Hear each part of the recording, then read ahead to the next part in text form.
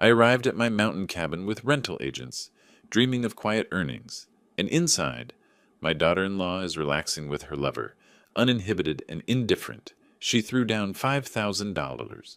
For your silence, I nodded as if agreeing, and made one phone call.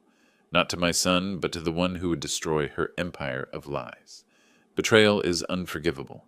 Revenge is cold calculation. Before we continue, please subscribe to the channel and write in the comments what time it is where you are now. The drive up to the mountain house had been pleasant. Lisa Thornton sat in the passenger seat, her folder of rental documents balanced on her lap, talking about seasonal rates and the strong market for summer properties near Aspen. I listened, nodding occasionally, watching the pines thicken along the winding road. June sunlight filtered through the branches, warm and easy. When we turned into the driveway, I saw the car immediately. A silver Audi, unfamiliar, parked too close to the front steps. Not Gertrude's white BMW, not Troy's truck. The license plate meant nothing to me, but something in my chest tightened. "Expecting someone?" Lisa asked, her professional tone wavering slightly. "No." I put the car in park and sat there a moment, studying the Audi. Expensive. Recent model. The windows were tinted dark. I climbed out slowly, my knees stiff from the 2-hour drive. The house looked peaceful enough. Log exterior, weathered to a soft gray. The wraparound porch empty except for the rocking chairs I'd bought years ago. But the front door stood slightly ajar. I always locked it. Always. Lisa followed me up the steps, her heels clicking against the wood. I pushed the door wider and stepped into the cool dimness of the entryway. The living room opened before us, spacious and familiar, the stone fireplace dominating one wall, the leather furniture arranged exactly as I'd left it. Then I saw them. Gertrude sat on the couch, a blanket pulled hastily around her shoulders, her dark hair disheveled. A man I'd never seen before stood next to her, barefoot, his shirt unbuttoned, fumbling with his belt. 2 wine glasses sat on the coffee table, half empty, next to a bottle I recognized from my wine rack. Time did a strange thing. It slowed, stretched, made every detail sharp. The man's watch, gold, expensive, catching the light. The flush on Gertrude's face, not from embarrassment, but from being interrupted. The blanket slipping to reveal her bare shoulder. Nobody moved. Then Gertrude's face changed. Shock dissolved into something harder, more calculated. She stood, keeping the blanket wrapped around herself, and stepped forward, positioning herself between me and the stranger. "What are you doing here?" Her voice came out sharp, accusing. "You said you weren't coming until next month." I didn't answer right away. 30 years as a veterinarian had taught me that calm authority worked better than volume. I let my hands hang at my sides, kept my breathing even. Behind me, I heard Lisa shift her weight, the folder crinkling in her grip. "This is my house," I said quietly. "That doesn't give you the right to barge in unannounced," Gertrude shot back, her chin lifting. The stranger, young, maybe 35, athletic build, grabbed his shoes from beside the couch and moved toward the back of the room. His hands shook as he tried to put them on while standing. He wouldn't look at me. "Whatever you think you saw," Gertrude continued, her voice dropping into a warning, "you need to forget it. This is none of your business." I said nothing. My eyes tracked the stranger as he stumbled toward the hallway that led to the back door. Gertrude stepped closer to me, blocking my view. "I'm serious, Wilfred. Stay out of my life." The back door opened and slammed. Through the window, I watched the stranger sprint toward the Audi, nearly dropping his keys twice before he got the door open. Gertrude's expression softened, just slightly. She tilted her head, adopting a different tone. Reasonable, almost gentle. "Look, I know this looks bad, but Troy doesn't need to know about this. It would only hurt him." That much was true. The image of my son's face when he found out made my stomach turn. "You're right," I said, my voice flat. "It would hurt him." She relaxed a fraction, misunderstanding. "Exactly. So we're on the same page." Behind me, Lisa cleared her throat. "Mr. Myers, should I wait outside?" I didn't turn around. "Stay. I need a witness." Gertrude's face hardened instantly, the softness evaporating. "A witness? For what? You wouldn't dare tell Troy. He'd never believe you anyway." She was probably right about that, too. Troy adored her. had since the day they met 8 years ago at some charity auction. She'd swept into his life like a force of nature, beautiful and confident, and completely certain of her worth. I'd had my doubts from the beginning. The way she measured everything in monetary terms, the way she spoke to service workers, the slight curl of her lip when Troy mentioned his teaching salary. But I'd kept them to myself. What father wants to be the one who says his son's choice is wrong? Now I stood in my own house, watching her calculate, watching her decide how to handle me. The wine glasses still sat on the table. Evidence, simple, undeniable evidence. I felt something shift inside me. Not rage exactly. Something colder, more methodical. The same feeling I got when I had to put together a diagnosis from scattered symptoms, when I had to see the pattern nobody else could see. Wilfred, Gertrude's voice had steel in it now. Whatever you're thinking, stop. Think about Troy. Think about your grandson. You want to blow up their lives because you walked in at the wrong moment? I met her eyes. She stared back, unflinching. Behind all that beauty and confidence, behind the designer clothes and the practiced charm, I saw exactly what she was. Not complicated, not conflicted. Just someone who'd been caught and was now working out how to avoid consequences. I'm not the one who blew anything up, I said. She blinked, thrown for just a second, then recovered. Fine. Be self-righteous.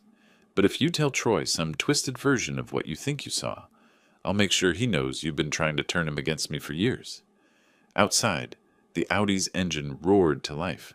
Tires spun on gravel, and the car fishtailed slightly before straightening and disappearing down the drive. Gertrude watched it go, her shoulders tense. When she turned back to me, her expression had shifted again, calculating, measuring. We should talk, she said, privately. Gertrude moved to the glass doors that led to the terrace, sliding one open. Mountain air rushed in, cool and pine-scented.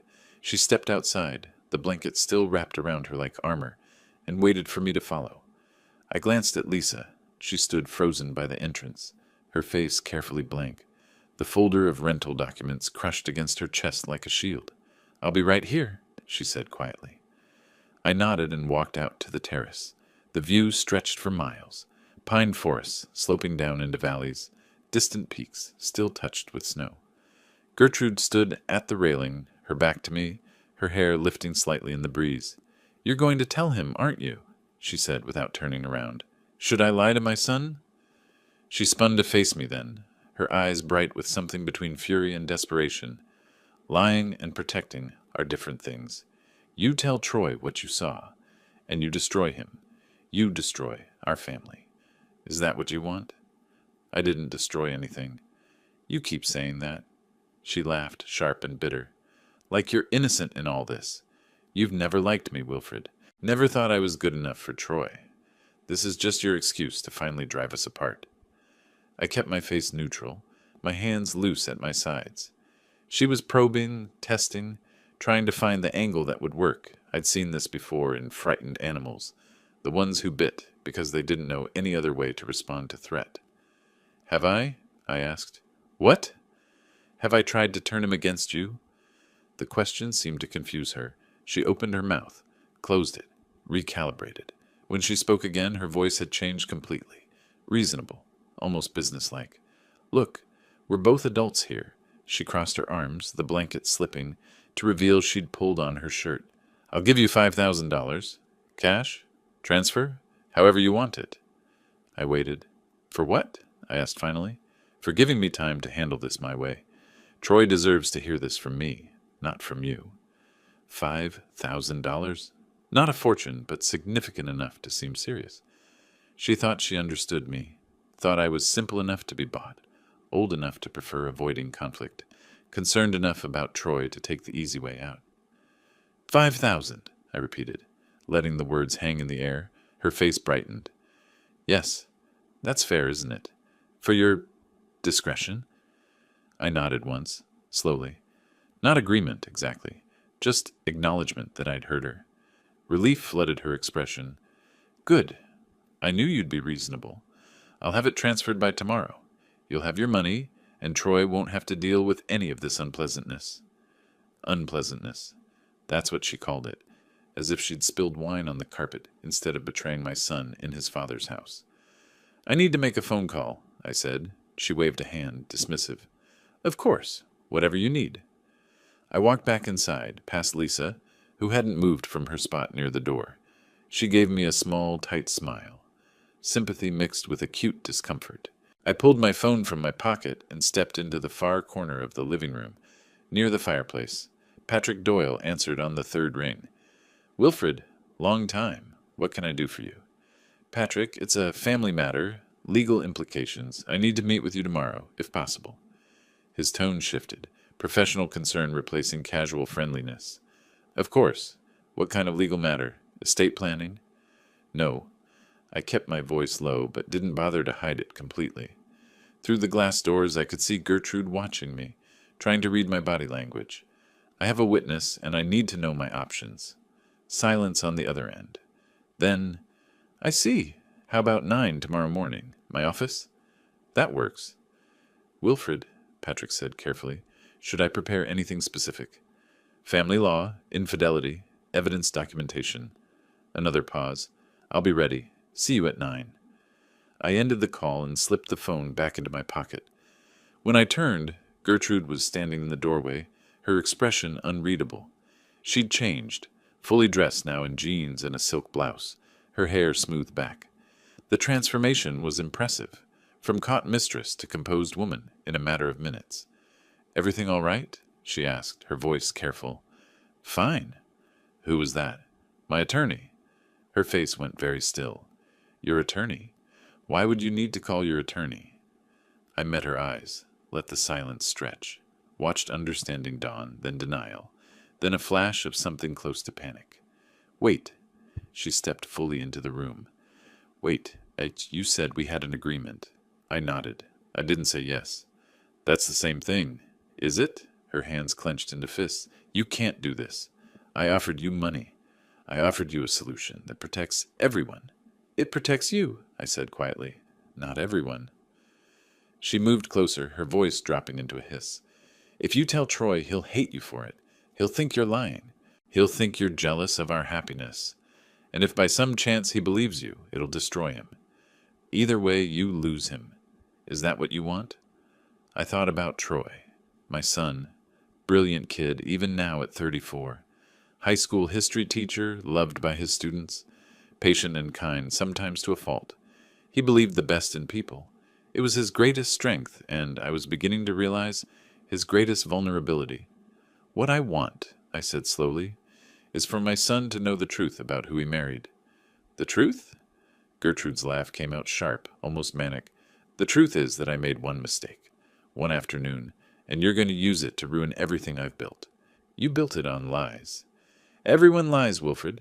Everyone pretends. That's what marriage is." Lisa made a small sound from the doorway. Not quite a gasp, not quite a cough. Gertrude's head whipped toward her, seeming to remember for the first time that we had an audience. "You should go," Gertrude said to Lisa, her voice cold. Lisa looked at me. I shook my head slightly. "She's staying," I said. Gertrude's face went white, then red. "This is my home, too. I have a right to privacy." "In my house?" I kept my voice level. "With my son's money? Entertaining your boyfriend on my furniture?" She had no answer for that. Just stood there, trembling with rage or fear or both, her carefully constructed composure finally cracking. I turned to Lisa. "Let's go. I think we're done here." Lisa nodded quickly, relief plain on her face. She pulled open the front door and practically fled outside. Before I could follow, Gertrude grabbed my arm. Her grip was strong, desperate. "Please," she whispered. "Please don't do this. I'll do anything. Name your price." I looked down at her hand on my sleeve, then up at her face, saw genuine fear there now, beneath all the calculation and manipulation. But I also saw something else, the absolute certainty that if I gave her any opening, any weakness to exploit, she'd use it. "Let go," I said quietly. She released me, her hand falling to her side. I walked out into the afternoon sunshine, leaving her standing alone in the living room. Behind me I heard glass shatter, a wine glass maybe, or the bottle, thrown against the stone fireplace. The sound echoed through the mountain silence. sharp and final. Lisa was already in the car, seatbelt on, staring straight ahead. I climbed into the driver's seat and started the engine. Neither of us spoke as I backed down the driveway and turned onto the narrow road. The house disappeared behind the trees within seconds, swallowed by pines and shadow. I barely touched dinner that night. By dawn, I was dressed and ready for the drive to Aspen. Button-down shirt, pressed slacks, the watch Troy gave me for my 65th birthday. I wanted Patrick to see me as competent, not some emotional old man chasing shadows. The notebook sat on the passenger seat, filled with details I'd written down after midnight when sleep wouldn't come. Timeline, observations, the color of Darren's watch, the brand of wine, everything. Patrick Doyle's office sat above a coffee shop in downtown Aspen, wood-paneled and lined with law books that looked actually read, not decorative. Family photos covered one wall, Patrick with his daughters at ski slopes, at graduations. Certificates hung beside them, neat and professional. He rose when I entered, shook my hand firmly. "Wilfred, thanks for coming in. Coffee?" "No, thank you." We sat across from each other, his desk between us covered in legal pads and manila folders. He picked up a pen, clicked it once. "Walk me through yesterday," he said. "Start from when you arrived at the property." I told him everything. The drive with Lisa, the unfamiliar car, entering the living room and seeing them, Gertrude's reaction, her words, the stranger fleeing, Lisa standing witness to all of it. Patrick wrote steadily, occasionally circling something on his pad. When I mentioned the $5,000, his pen stopped mid-stroke. "She offered you money?" "For my discretion. Said Troy deserved to hear it from her, not from me." Patrick set down his pen. "That's important. That's consciousness of guilt. She knew what she'd done was wrong, and she tried to buy your silence. I didn't take it. I know, but her offering matters." He pulled a folder from the stack beside him, opened it. "I did some preliminary work after your call. Since you've used me for property transactions before, I still had authorization to access certain financial records." He slid papers across the desk. Bank statements, credit card bills, a mortgage document. "When did Troy take this mortgage?" I scanned the page, saw the amount, felt something cold settle in my stomach. $620,000. "March," I said slowly. "He mentioned it briefly, said they were refinancing." "This isn't refinancing. This is new debt at 6.8%. "Where did the money go?" "I don't know." Patrick pulled out more papers, spreading them like cards in a hand. His finger tracked down columns of numbers, stopping at highlighted sections. "Look at these charges. The Peaks Resort, 3 times last month. Each stay charged to your son's credit card." Troy was at work. I remembered him mentioning it. He had a project in Denver that kept him away overnight. "The charges are local." Patrick's voice stayed level, but his eyes were sharp. "Someone used that card while he was gone." The numbers blurred slightly. I forced myself to focus. $8,000 last month alone. Hotels. Restaurants I'd never heard Troy mention. Gifts from jewelry stores. "How long has this been going on?" I asked. "Based on the spending patterns?" "At least 6 months, possibly longer." 6 months. While Troy worked late hours teaching history to teenagers, while he worried about budget cuts and curriculum changes, Gertrude had been spending his money on another man. "I have a witness," I said. "Lisa saw everything. Isn't that enough?" Patrick leaned back in his chair, fingers steepled. "For a conversation between us, yes. For a court case, no. Colorado judges want documentation, photographs, financial records showing affair-related expenses, electronic communications if possible." "How long does gathering that take?" "Weeks. Maybe a month if she's careful." A month. 4 more weeks of watching Troy live in ignorance while I sat on this knowledge. "I need to tell him," I said. "No." Patrick's voice went firm. "You cannot tell Troy yet. If you do, Gertrude will know we're building a case. She'll stop meeting her lover, delete communications, move money. We need her to feel safe." "You want me to lie to my son?" "I want you to protect him." "There's a difference." I stared at the papers spread across the desk. Evidence of betrayal, quantified in dollars and dates. Troy trusted me. Always had. And now I was supposed to smile at him, make small talk, pretend everything was fine while his wife dismantled his life piece by piece. What do I need to do? I asked finally. Patrick pulled a business card from his desk drawer, not from the top, but from deeper in the stack. He set it in front of me. Marcus Chen, former detective, now private investigator. Discreet. He won't approach subjects directly, just documents their activities. Patrick tapped the card. I've used him before. He knows what courts need. I picked up the card. Simple design. Name, number, nothing else. This feels wrong, I said. It is wrong, but it's also necessary. Patrick gathered the financial statements, sliding them back into the folder. Gertrude has had months to establish her pattern. We need to match that with documented evidence. Otherwise it becomes, he said, she said, and she'll claim you're jealous or confused or trying to break up their marriage. I don't want to break up their marriage. She already did that. Then help me prove it properly. I left Patrick's office an hour later with Marcus Chen's card in my pocket and a strategy that felt like swallowing glass. Act normal. Don't alert Gertrude. Let Troy remain happy and oblivious while we built an irrefutable case. The drive home took forever. Mountains that had looked beautiful yesterday now just felt like walls, trapping me in this impossible situation. My phone rang as I hit the highway. Troy's name lit up the screen. I almost didn't answer, almost let it go to voicemail. But that would be unusual, and unusual meant questions. Hey, son, I said, keeping my voice steady.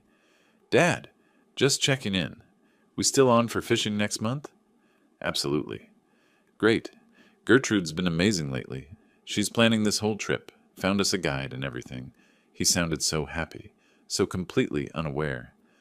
I think she really gets how important these trips are to me, to us. I gripped the steering wheel, watching the yellow line disappear beneath my hood. That's good, Troy. That's really good. You okay? You sound tired. Just a long drive. I'll call you tomorrow. After he hung up, I drove another 10 miles before pulling into a rest stop. Sat there with the engine off, staring at the business card in my hand. Marcus Chen, private investigator. I made the call. The next 4 days felt like 4 weeks. I went through my normal routine. Morning coffee at the kitchen table, afternoon walks around the neighborhood, but everything was hollow. Patrick's words kept cycling through my mind. We need her to feel safe. So I did nothing, sent no messages, made no calls to Troy beyond our usual weekly check-in, let the silence stretch. On day 5, my phone rang. Lisa Thornton. Mr. Myers? I hope I'm not overstepping. Not at all. The man from the mountain house. I know who he is. She paused, then continued quickly, as if she needed to say it before she changed her mind. Darren Vaughn. He's a ski instructor at Aspen Highlands. One of my clients mentioned him a few months ago. Said he was excellent with their teenage daughter. How do you know it's the same man? I saw him yesterday at the Wild Fig. He was with Gertrude. I recognized him immediately. The Wild Fig, an upscale restaurant in downtown Aspen. Expensive. Public. Thank you, Lisa. I keep thinking about what I saw, about your son. Her voice tightened. I have 3 boys. If someone knew my husband was being betrayed and didn't tell me, I'd be furious. But I also understand why you're doing this carefully. After she hung up, I sat with the information. Darren Vaughn, ski instructor, meeting Gertrude in public restaurants, confident enough in their secrecy to risk being seen. I called Marcus Chen that afternoon. We met in a grocery store parking lot, neutral territory. He drove a gray sedan, forgettable, and he looked exactly like someone who'd spent 20 years in law enforcement. Gray crew cut, weathered face, eyes that missed nothing. Patrick briefed me on the basics, Marcus said, settling into the passenger seat of my car. Your daughter-in-law affair, need documentation for divorce proceedings? I handed him the notebook where I'd written everything down. He flipped through it methodically, nodding occasionally. The witness is good. Real estate agent, no personal stake. Professional reputation to protect? He tapped the page where I'd noted Gertrude's bribe offer. This, too, shows awareness and attempt to obstruct. What do you need from me? Nothing except to stay out of the way. You're the client. I'm the professional. You try to help. You risk exposing the investigation. He pulled out his phone, showing me examples of his work. Time-stamped photographs, detailed activity logs. I'll document meetings, locations, times. If there are electronic communications, I'll find them legally. If they're meeting at hotels, I'll get confirmation of room bookings. How long? Depends on their pattern. If they're meeting regularly, 2 weeks minimum. If they're being careful, maybe a month. A month? Another month of Troy living in a lie. Whatever it takes, I said. Marcus left with his notebook copy of my observations and Lisa's information about Darren Vaughn. I drove home and tried to figure out how to fill the next several weeks with normalcy while my son's marriage disintegrated under microscopic observation. That evening, Troy called again. "Dad, you're not going to believe this. Gertrude made my favorite dinner tonight, that pot roast you used to make. She even called you for the recipe." She hadn't called me for any recipe. "That's wonderful, son. She's really been making an effort lately. It's like we're newlyweds again," he laughed, happy and oblivious. "I know you and she haven't always seen eye to eye, but I really think she's trying to build bridges. She even asked if we could invite you over for dinner next week." My hand tightened on the phone. Building bridges, creating witnesses to their happy marriage. Gertrude was smarter than I'd given her credit for. "I'd like that," I managed. "Perfect. I'll have her call you to set it up." After the call ended, I stood at my kitchen window, watching darkness settle over the neighborhood. Lights came on in houses up and down the street, families gathering for dinner, normal evenings, normal lives. I thought about the $5,000 Gertrude had offered. Hush money, the price of my discretion. She believed she understood me, believed she could buy my silence or manipulate my concern for Troy into inaction. She was wrong. 3 days later, my phone buzzed with a text from Marcus. "First set of documentation complete."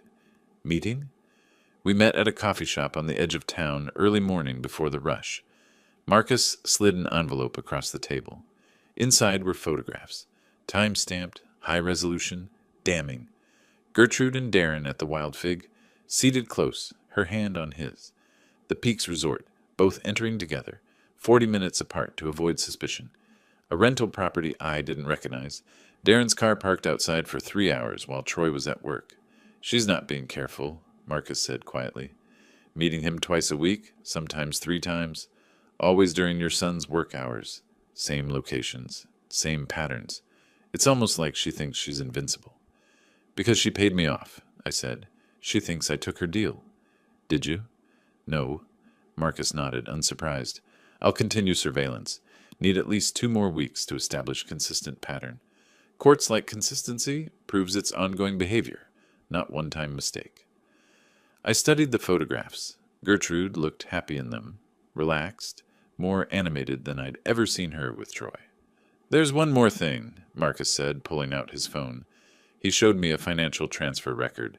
$5,000 deposited into an account under your name. She actually followed through. I never gave her my account information. She didn't need it. She used your property records from the mortgage filing.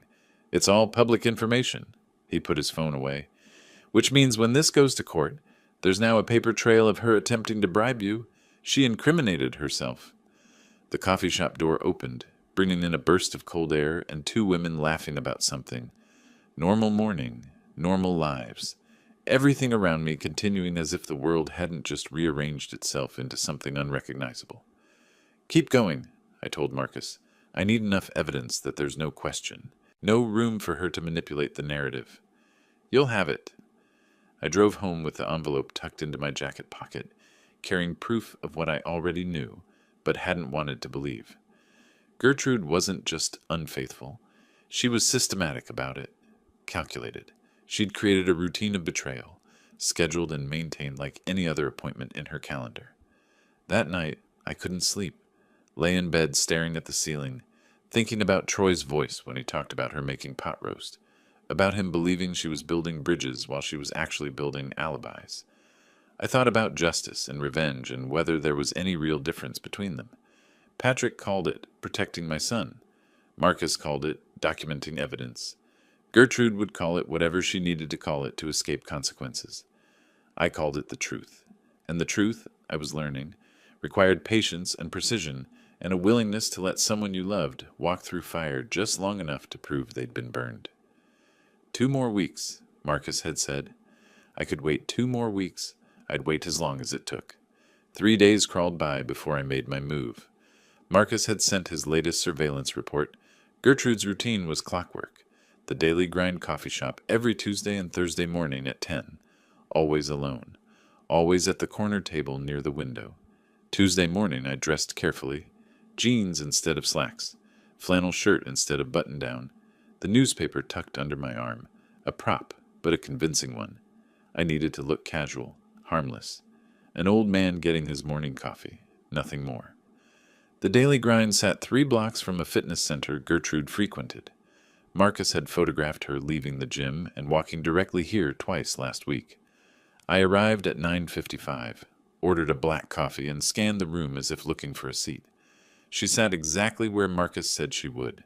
Corner table, laptop open. Coffee in a ceramic mug, not paper. She planned to stay a while. I let recognition cross my face slowly, then approached with what I hoped looked like genuine surprise. "Gertrude, I thought that was you. Mind if I sit for a moment?" She stiffened, her hand tightening around her mug. "Wilfred, I didn't expect to see you here. Best coffee in town." I pulled out the chair across from her, moved slowly, unthreatening. "I've been coming here for years. You? It's convenient, close to the gym." Silence stretched between us. She studied my face, looking for anger or judgment. I kept my expression neutral, tired, slightly distracted, exactly how I'd practiced in the mirror that morning. "About last week at the mountain house," she began. I waved it off, setting my coffee down. "Water under the bridge. I've been thinking, and I realize I overreacted. You're right. You're adults. It's not my business." Her eyes narrowed slightly. "Really?" "Really. I'm too old to get involved in complicated situations. Live and let live. That's what I say now." I watched her shoulders drop a fraction, saw her fingers relax their grip on the mug. She wanted to believe me, needed to believe me. "You know," I continued, adopting a slightly conspiratorial tone, "in my generation, we had our share of mistakes. We just handled things more quietly. Different times." "I appreciate you saying that." Her voice softened. "I know it looked bad. What matters is Troy's happy, and he seems happy, so who am I to rock the boat?" She actually smiled then, small but genuine. The transformation was remarkable, from defensive to almost friendly, in less than 5 minutes. We talked for another 10 minutes about nothing important. The weather, the coffee shop's new pastries, Troy's students at the high school. I kept my tone light, grandfatherly, harmless. When I checked my watch and stood to leave, I delivered the line I'd been rehearsing. "Anyway, I should get going. Heading up to the mountains this afternoon. Going to spend a few days fishing, clear my head." "That sounds nice. Where?" I pulled out my phone, showed her a photo I'd taken 3 years ago of a mountain lake, pine trees reflected in still water. "Little lake, I know. No cell service, no distractions. Just me and the trout." "Enjoy it." She was fully relaxed now, her laptop forgotten, leaning back in her chair. "You deserve some peace."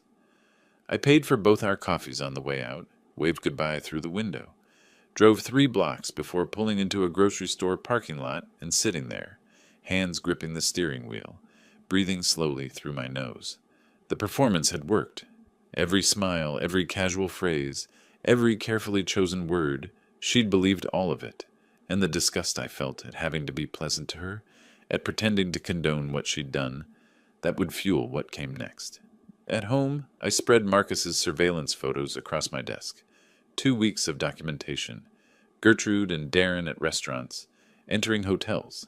His car parked outside the rental property. Time-stamped, geotagged, undeniable. I picked up my phone and called Marcus. "Marcus, Wilfred Myers. I need you to increase surveillance frequency starting today." "Something specific happen?" "I just gave the subject reason to believe she's not being watched. She'll be less careful now." A pause. Then, "Understood. I'll add evening coverage and weekend monitoring." Next call went to Patrick Doyle. "The coffee shop meeting went as planned," I said. "She thinks I'm going fishing for several days. Thinks I've accepted the situation." "Good." Patrick's voice carried approval. "How soon can Marcus deliver the next round of documentation?" "He says 7 days of increased surveillance should be enough. After that, we'll have everything we need. Then we move to phase 2. I'll prepare the preliminary divorce documents. When you're ready to tell Troy, we'll need to move quickly. Once Gertrude knows we have evidence, she'll start transferring assets, emptying accounts. We want everything documented and frozen before she has a chance to react. How quickly can that happen? If we file the moment Troy agrees, 72 hours, maybe less. I hung up and stood at my office window, watching afternoon light angle through the trees. Somewhere across town, Gertrude was probably calling Darren, telling him the coast was clear. The old man bought it. We're safe. They weren't safe. They were being documented with professional precision, every movement cataloged, every meeting recorded. And in 7 days, I'd have enough evidence to leave no doubt, no room for manipulation, no way for her to twist the narrative. My phone buzzed, text from Marcus. Subject just left coffee shop, heading toward address on Riverside. That's Vaughn's apartment. I texted back, document everything. The week I supposedly spent fishing would be the most productive of my investigation. While Gertrude thought I was unreachable in the mountains, Marcus would be everywhere she went, a ghost she'd never see. I opened a new document on my computer and titled it Timeline, Evidence Compilation. Started typing dates, locations, activities. Building the case one entry at a time, methodical and thorough, exactly like I'd done 30 years ago when documenting medical histories for difficult diagnoses. The difference was that animals couldn't lie to themselves about their symptoms. Gertrude had built her whole life around lies, and now I was going to document every single one. The week I supposedly spent fishing was the most productive of my investigation. While Gertrude thought I was unreachable in the mountains, Marcus worked around the clock. His report arrived via encrypted email exactly 7 days later. I printed it, laid the pages across my desk in chronological order. 8 meetings over 7 days.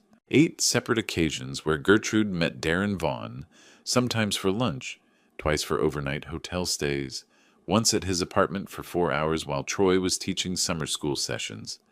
The photographs told their own story. Time stamps in the corners. Gertrude and Darren entering the Glenwood Inn 30 miles from Aspen. Checking in under false names, Mr. and Mrs. Vaughn, according to the registration receipt Marcus had somehow obtained. Her car parked at Darren's apartment complex on a Tuesday afternoon, the two of them at an outdoor cafe, holding hands across the table. I studied each image with clinical detachment, the way I used to examine x-rays for fractures that weren't immediately obvious. Every photo was evidence. Every timestamp was proof of pattern, not coincidence. Marcus had included credit card statements showing charges at the hotels, restaurants, even a jewelry store where Gertrude had purchased something expensive on Troy's card. The total for the week alone exceeded $4,000. I created 3 complete sets of documentation. One went into a fireproof safe in my office. One into a safety deposit box at my bank. The third I sealed in an envelope addressed to Patrick Doyle, with instructions to open it if anything happened to me. Redundancy. That's what mattered now. Gertrude was smart, calculating. If she discovered what I knew, she'd try to destroy evidence, manipulate records, create her own narrative, but she couldn't destroy what she didn't know existed. At the bank, I ran into Raymond Cole, an old friend who'd become manager there 15 years ago. He saw me with a large envelope, raised his eyebrows. Something important? Family documents, just being careful. He walked me to the safety deposit area, made small talk while I locked everything away. As we headed back toward the lobby, he paused, glanced around, then spoke quietly. Wilfred, I probably shouldn't mention this, but Gertrude withdrew $15,000 last week from the joint account she has with Troy. I stopped walking. 15,000? Cash. Said she was buying a car from a private seller. Raymond's face showed concern, but the way she handled it, I've seen people move money before they run. Just thought you should know. Does Troy know about the withdrawal? She's on the account. It's legal. I can't notify him unless he specifically asks about account activity. After Raymond returned to his office, I sat in my car and considered the implications. 15,000 in cash, either funding Darren or preparing an exit strategy. Either way, it proved what I'd suspected. This wasn't just an affair. This was calculated, premeditated exploitation. That evening, my phone rang. Troy's name on the screen. Dad, you're back from fishing. How was it? Quiet, peaceful. Caught some good-sized trout. Wish I could have joined you. Listen, weird question. Did you see Gertrude downtown last week? She mentioned running into you at a coffee shop. I paused, choosing my words carefully. I did, actually. Thursday morning before I left. Just briefly. She said you two had a nice conversation, that you seemed different. More accepting, she said. We're all adults, Troy. Past is past. That's good. Really good. He sounded relieved. Hey, she also mentioned she told you about her Denver trip last month. The one to see her friend, Marissa. I hadn't heard about any Denver trip from Gertrude, but Marcus's records showed hotel charges in Aspen during that time frame, dates when Troy thought she was in Denver. Right, I said carefully, letting the word hang. Only, I could have sworn she said it was in May, but you guys talked about it being in April. I said nothing. Let him work through his own confusion. Sometimes the best manipulation was simply stepping back and letting people question what they thought they knew. Anyway, Troy continued, his voice carrying something I hadn't heard before, uncertainty. I'm probably mixing up the dates. Never mind. You sound tired, son. Yeah, long day. We'll talk soon, okay? After he hung up, I sat in the growing darkness of my living room, phone still in my hand. The seed had been planted. Not by me directly. I'd simply allowed him to stumble into his own doubts. But now he was questioning, wondering. The first hairline crack in the FA aid Gertrude had built. My phone rang again 2 hours later. Troy again. Dad, I need to ask you something. When you saw Gertrude at the coffee shop, did she mention anything about me? About us? She said you were happy, that you two were doing well. Did she seem nervous? Off somehow? I thought about the right answer. The truthful answer would be yes. She'd been defensive, tense, calculating. But saying that directly would reveal too much. She seemed like herself, I said finally. I asked her about the Denver date thing, about whether it was April or May. His voice dropped. She got really defensive. Said I was questioning her integrity, that I never used to doubt her like this. But I wasn't trying to fight. I just wanted to clarify the date. People get defensive when they're stressed, I offered, keeping my tone neutral. Yeah, maybe. He didn't sound convinced. It's just, lately, little things aren't adding up. She mentioned lunch with someone last week, but when I asked about it today, she said she'd never mentioned it. I feel like I'm losing my mind. You're not losing your mind. How do you know? Because you're one of the most rational people I know. If something feels wrong, there's probably a reason. Silence stretched across the line. I could hear him breathing, thinking, wrestling with suspicions he didn't want to have. I love her, Dad. I know you do. But what if... He stopped, started again. What if she's not who I think she is? The question hung in the air between us, heavy with implications neither of us was ready to fully explore. Then you deserve to know the truth, I said quietly. Yeah. His voice sounded hollow. Yeah, I do. After we hung up, I pulled out Marcus's report again, studied the timeline. 8 meetings in 7 days. $15,000 withdrawn in cash. Denver trip that never happened. Defensive responses when questioned. The pattern was clear, comprehensive, damning. Patrick had said we needed overwhelming evidence. Said Troy needed to see proof so complete that Gertrude couldn't manipulate her way out. We were almost there. Maybe 1 more week of documentation, then we'd have everything required for divorce proceedings that would leave her with nothing. But listening to Troy's voice tonight, the confusion, the hurt, the beginning awareness that something fundamental in his life was a lie, I wondered if another week was necessary or just prolonging his suffering. My phone buzzed with a text from Marcus. Subject meeting. Vaughn tomorrow, 2 p.m. River Calf, should I document? I typed back. Document everything, we're almost done. 1 more week. Then I'd give Troy the truth, complete and irrefutable, and Gertrude would finally face consequences she couldn't buy or manipulate her way out of. The call came 2 days later, Tuesday morning while I was drinking coffee and reviewing Marcus's latest surveillance report. Troy's name on the screen. I answered, expecting our usual check-in. Instead, his voice came through tight and angry. Dad, what's going on? Gertrude says you've been following her. My hand tightened on the coffee mug. Following her? She's upset. Really upset. She says you've been making weird comments, questioning where she's been. She thinks you might be struggling with some things. The word hung there, weighted with implications I couldn't quite grasp yet. Struggling, I repeated. Memory issues. Age-related stuff. She's worried about you. His voice softened slightly, protective instinct kicking in. Dad, is everything okay? Because if you're having problems, we can get you help. There's no shame in... My mind is perfectly fine. Then why is Gertrude so upset? She came home in tears yesterday. Said you've been acting paranoid, questioning her about places she's been, times she's been there. She mentioned the Denver confusion as an example. Denver? Of course. Turn my strategic seed planting into evidence of cognitive decline. Gertrude was smarter than I'd given her credit for. Strike first. Control the narrative. Paint me as unreliable before I could present any evidence. I need to come over, Troy said. We need to talk about this. After he hung up, I moved quickly. The USB drives went into the safe. Marcus's reports, surveillance photographs, financial documents, everything hidden. I brewed fresh coffee, set out 2 mugs, arranged the living room to look exactly as it always had. Normal, unthreatening, the home of a rational, clear-minded man.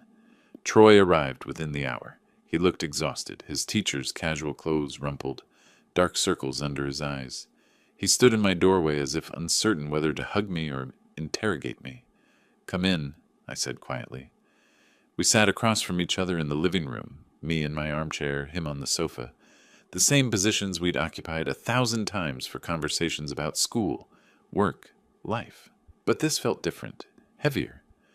She mentioned you got confused about Denver, Troy began, his voice careful, gentle.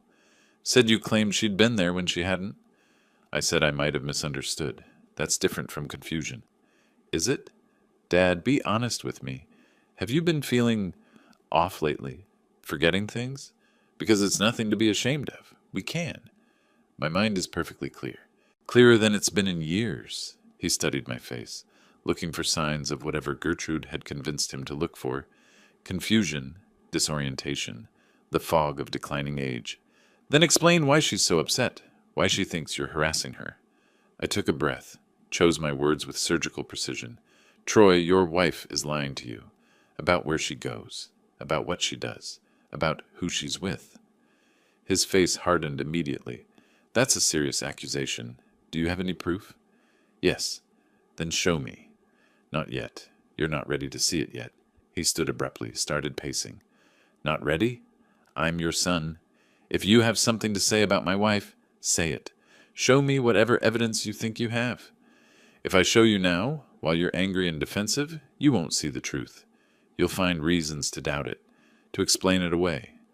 You're talking in riddles. This isn't like you. No, this is exactly like me. Patient, methodical, protecting the people I love.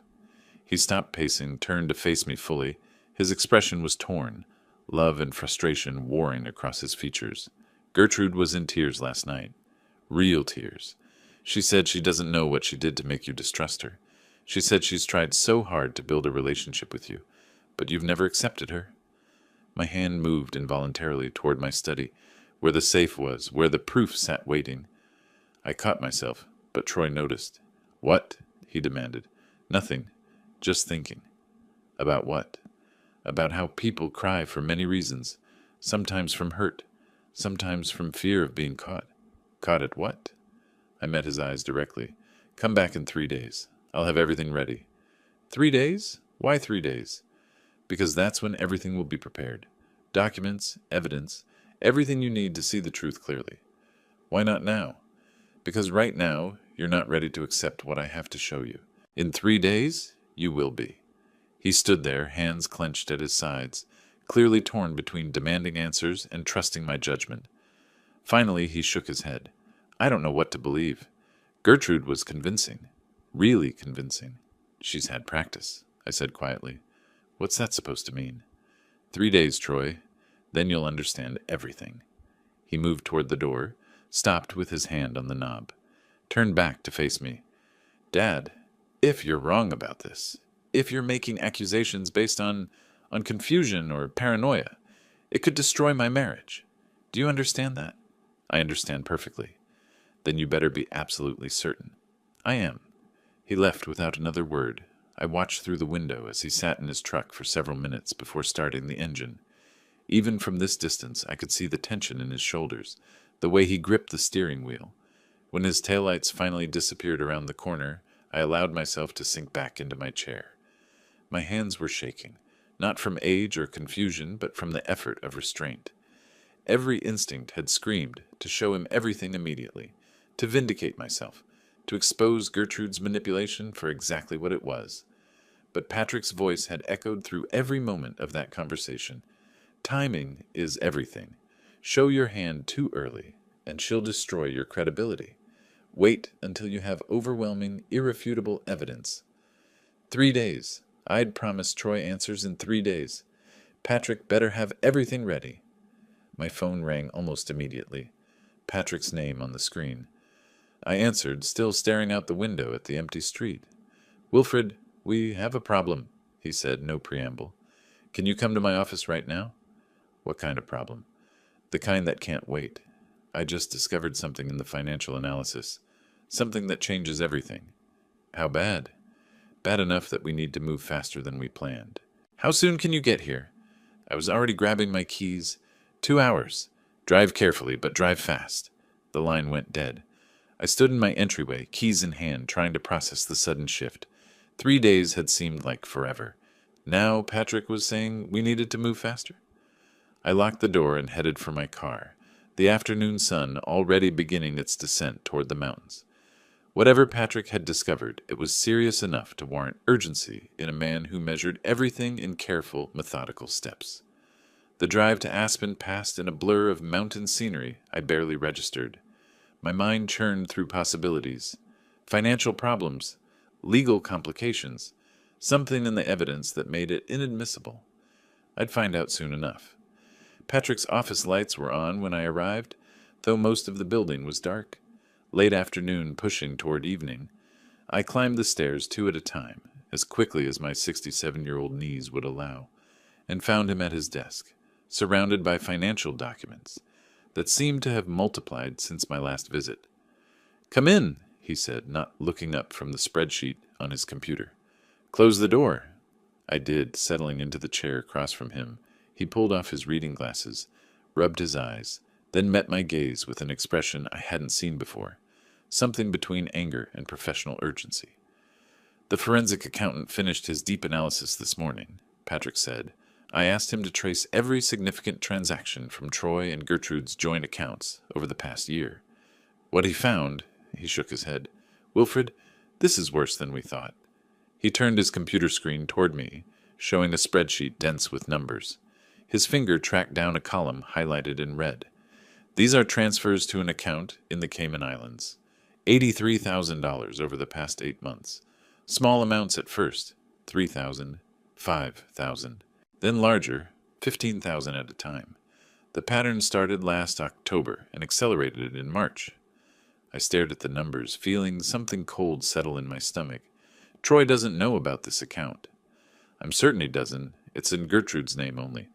The money was transferred from their joint account, in increments, calculated to stay below reporting thresholds. Someone advised her on how to do this without triggering automatic bank reviews." "The 15,000 Raymond mentioned? That was just the most recent withdrawal? Look at the total." He circled a figure at the bottom of the column. "She's systematically stripped $83,000 from your son's finances. Money he earned, saved, borrowed against the house for, and she's hidden it where he can't touch it." I remembered Troy mentioning the mortgage refinancing in March, how excited he'd been about the opportunity to consolidate debt, improve their cash flow. I'd encouraged him to do it, told him it was smart financial planning. They'd borrowed against the house to give Gertrude more money to steal. "How is this possible?" I asked, my voice rougher than I intended. "How did we not see this pattern earlier?" "Because the initial financial review focused on spending, credit cards, restaurants, hotels. This required deep analysis of transfer patterns, tracing account relationships, subpoenaing records from offshore institutions. It took time." Patrick pulled out another document. "But here's what worries me most. 2 days ago, right after Troy started questioning her, Gertrude transferred another 20,000. She's accelerating. either preparing to run or protecting assets before divorce proceedings. Can we stop her? Yes, but it requires immediate action. He slid papers across the desk. I need your authorization to file an emergency motion to freeze all accounts, joint and individual. We cite evidence of ongoing financial fraud and flight risk. If the judge grants it, which I believe she will given this documentation, Gertrude won't be able to move another dollar. I picked up the papers, scanned the legal language. How fast can this happen? If we file tomorrow morning, hearing by end of day. Decision within 24 hours? But once we file, everything becomes public. Gertrude will know we've discovered the fraud. She'll lawyer up, potentially try to move remaining assets before the freeze takes effect. It's going to be a race. What about Troy? When do we tell him? Patrick leaned back in his chair, fingers steepled. You promised him answers in 3 days. That's perfect timing. We file tomorrow, get the accounts frozen, then show him everything at once. The affair, the fraud, the offshore account, all of it. One comprehensive package that leaves no room for doubt or manipulation. He's going to be devastated. He's going to be protected. If we wait even a week longer, Gertrude could drain everything. The equity from the house, their savings, his retirement accounts, if she can access them. This woman isn't just cheating on your son. She's destroying his financial future. I thought about Troy's face earlier today, his confusion, his torn loyalty, his desperate desire to believe everyone was acting in good faith. In 3 days, his entire world would collapse, but at least he'd still have a financial foundation to rebuild from. What do you need from me? I asked. Sign these authorizations. They give me power to act on your behalf in filing the motion, freezing the accounts, and requesting emergency relief. Then go home. Act normal. Don't contact Troy unless he contacts you. Let him think everything is proceeding on the 3-day timeline. Meanwhile, I'll work with the accountant to prepare the complete evidence package. I signed where he indicated, each signature feeling heavier than the last. When I finished, Patrick gathered the documents into a folder marked with red tabs. One more thing, he said. When Troy sees this, all of it, he's going to need support. Not legal support, emotional support. This is going to break something in him. His trust, his confidence, maybe his faith in his own judgment. You need to be prepared for that. I've been preparing for 20 days. You've been preparing to show him evidence. That's different from helping him process what it means. Patrick's expression softened slightly. He's going to question everything, every moment of his marriage, every decision he made. He's going to wonder how he missed it, how he could have been so blind. You can't fix that for him. You can only be there while he works through it. I stood, suddenly feeling every one of my 67 years. Thank you, Patrick, for everything. Thank me when this is over. Right now, we still have 2 days of legal maneuvering ahead. Go home. Get some rest. Tomorrow morning, we go to war. The drive home was darker than the drive up had been. Night settling over the mountains, stars emerging in the clear sky. I thought about Troy as a boy, trusting everyone, believing the best in people. That openness had made him a wonderful teacher, a kind son, a loving husband. It had also made him an easy target. Gertrude had seen that trusting nature and exploited it systematically, methodically, for 8 months or longer. The affair was bad enough, a betrayal of intimacy and commitment. But the financial fraud was something else entirely. It was premeditated theft, calculated extraction of everything Troy had worked for. My phone buzzed with a text from Marcus. Subject met Vaughn today. Lunch at Riverside Caf. 2 hours. Documentation complete. I texted back, thank you. Final report by tomorrow? Already drafted. We'll send by 8 a.m. Everything was converging. The surveillance evidence, the financial fraud documentation, the legal strategy. In 3 days, actually less now, more like 60 hours, I would sit down with Troy and show him the complete truth about his marriage. And Gertrude's carefully constructed world of deception would come crashing down around her. I pulled into my driveway, sat in the darkness of my car for a moment. Through the window, I could see my living room exactly as I'd left it. The coffee mug still on the table. The chair where Troy had sat, torn between defending his wife and trusting his father. In 3 days, he wouldn't be torn anymore. He'd know exactly who deserved his trust and who deserved nothing but legal consequences. 3 days felt like 3 years. I spent them preparing, organizing, double-checking every piece of evidence. Patrick filed the emergency motion to freeze accounts on day 2. By day 3, Friday morning, the manila folder sat on my dining table, thick with documentation, surveillance photographs, bank statements, witness statements from Lisa and Marcus. 8 months of systematic fraud, captured in paper and ink. Troy arrived at exactly 10 o'clock. He looked like he hadn't slept, dark circles shadowing his eyes, his jaw tight with tension. He stood in my doorway for a moment, just looking at me. "You said 3 days," he said. "It's been 3 days. Sit down." I gestured to the chair beside me at the table, not across from it. "What I'm about to show you will change everything." "Is it really that bad?" I placed the first photograph on the table. Gertrude and Darren entering the Glenwood Inn, his hand on the small of her back. Timestamp. 2 weeks ago. "It's worse than you imagine, but you need to see all of it." I didn't hand him the folder. Instead, I removed each piece one at a time, arranging them in chronological order. Photographs first. The visual impact hits harder than words. Gertrude and Darren at restaurants, in parking lots, outside his apartment, at hotels. Each image time-stamped, dated, geotagged. Troy picked up the third photograph with shaking hands. The Glenwood Inn again, this one showing them kissing beside Darren's car. "This was taken at the Glenwood Inn 2 weeks ago." His voice came out hollow. "I was in Denver for work." "I know." "She told me she was visiting her sister. Her sister lives in Arizona." "She lied. She's been lying for months." He set the photograph down carefully, as if it might shatter. His posture was changing, starting upright and defensive, gradually slumping forward until his elbows rested on his knees, head in his hands. I laid out the financial documents next. Bank statements with highlighted transfers, the offshore account information, the totals circled in red. Troy read them slowly, his finger tracing the numbers. $83,000. To where? Cayman Islands, offshore account in her name only. His jaw clenched. When he spoke, his voice carried a quiet fury I'd never heard before. "We've been arguing about money. She said we couldn't afford new furniture, couldn't take a vacation, said we needed to be more careful with expenses, and she's been stealing." "Not stealing, planning her exit. You would have been left with a mortgage and empty accounts." He looked up at me then, and I saw my son break. Not tears, something worse. A terrible, cold understanding. "How long have you known?" "Since the mountain house. 3 weeks ago." "Why didn't you tell me then?" "Would you have believed me without proof?" He sat with that question for a long moment. Finally, "No, probably not." "She would have convinced you I was confused or malicious. She tried exactly that 3 days ago, claiming I had cognitive problems." I placed Lisa's witness statement on the table. "This way, the evidence speaks for itself." He read through Marcus's surveillance report, the detailed timeline, 8 meetings over 7 days, hotels booked under false names, credit card charges for gifts Troy never received. "I thought she loved me," he said quietly.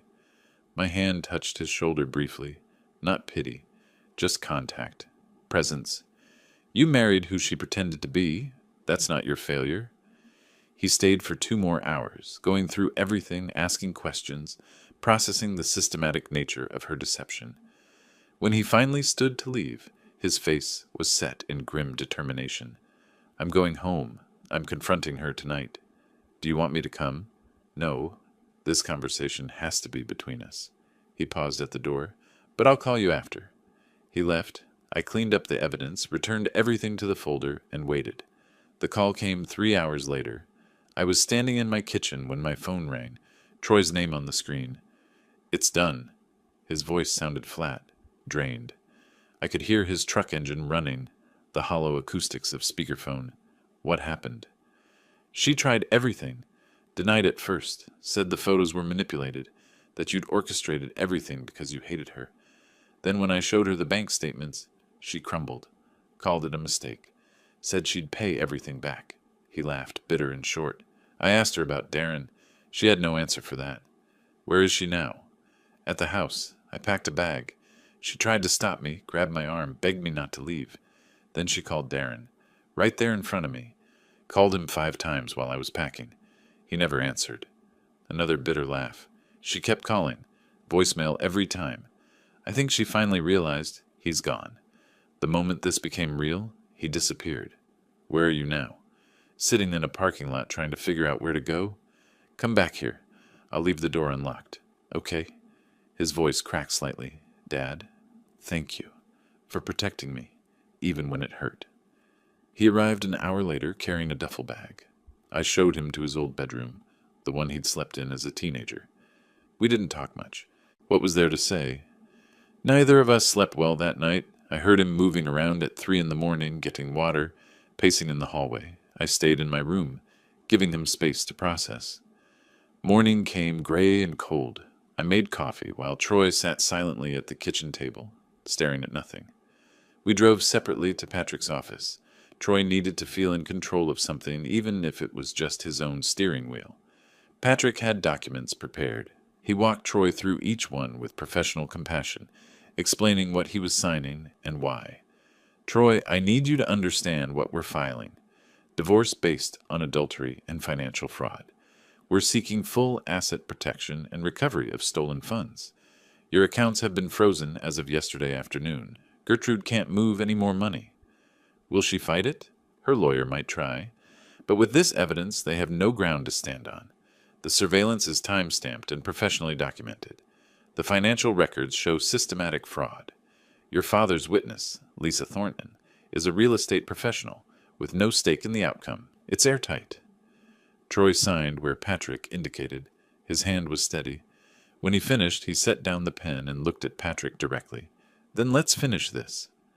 I sat to the side during the entire meeting, just present for support.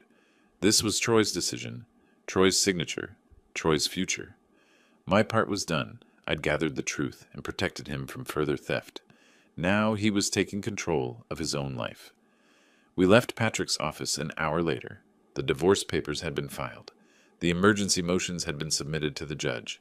The legal machinery was grinding forward, inevitable and thorough. Troy stood beside his truck in the parking lot, keys in hand. What do I do now? He asked. Not rhetorically, an actual question. You heal. You rebuild. You remember that none of this was your fault. Doesn't feel that way. It will, eventually. He got in his truck and drove away. I watched him go, then got in my own car and headed home. The folder of evidence sat on my passenger seat, no longer needed for revelation, but still necessary for legal proceedings. 3 weeks ago, I'd walked into my mountain house and found my son's wife with another man. Today, the truth was finally out. The accounts were frozen. The evidence was filed. Gertrude's carefully constructed world had collapsed completely. No husband, no money, no lover to run to. Just consequences, arriving exactly as they should. The preliminary hearing came 2 weeks later. Judge Martinez was direct, reviewing the evidence without patience for weak arguments. Surveillance photos, financial records, offshore accounts, everything laid bare in open court. Gertrude sat with her attorney, isolated, looking smaller than I'd ever seen her. No Darren beside her, no friends in the gallery. The judge's ruling was swift. Troy kept the house. $67,000 of the stolen $83,000 was recovered. Gertrude received $5,000 as temporary support, nothing more. No maintenance. The affair and fraud had stripped away any claim to Troy's assets. Outside the courthouse, Troy's shoulders seemed straighter, but his eyes held no satisfaction. I should feel vindicated, he said, but I just feel empty. That's normal, I told him. Justice achieved doesn't erase the pain. We drove to the mountain house that afternoon, reclaiming the space where everything began. Standing on the terrace, watching the mountains in afternoon light, Troy said, I want to repaint this room, change the furniture, make it different. We can do that. We spent the rest of the day planning renovations, paint colors, new layouts, small projects that would take weeks, practical conversation grounded in the physical world rather than loss and betrayal. As sunset painted the mountains gold, Troy finally spoke what had been weighing on him. Thank you for being patient, for building the case instead of just telling me. If you'd accused her without proof, she would have poisoned me against you. You'll never lose me, I said. The truth had been told. Evidence had spoken. Justice had been served. Gertrude faced her consequences. Troy had protection and a path forward. It wasn't a happy ending, but it was an honest one, and sometimes that's enough. If you like this story, please like this video, subscribe to the channel, and share your impressions of this story in the comments. To listen to the next story, click on the box on the left. Thank you for watching,